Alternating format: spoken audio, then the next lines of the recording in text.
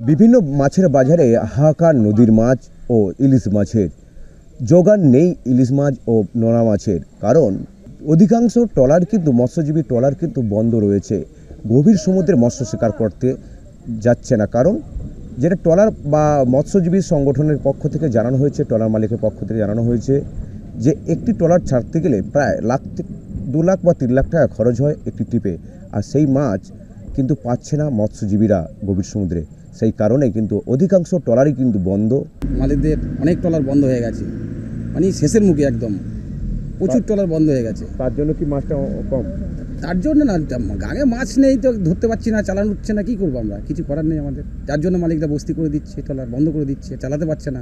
নোনা মাছ ও ইলিশ মাছের অনেকটাই বাজারে চাহিদা থাকলেও ঘাটতি রয়েছে, আর তার জন্য অধিকাংশ মানুষ কিন্তু বেশি দাম দিয়ে এই সমস্ত মাছ কিনছে।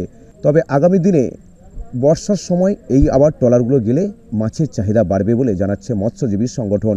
দক্ষিণ 24 পরগনা জেলার কাকদ্বীপ থেকে মানস প্রধানের রিপোর্ট, কলকাতা টিভি।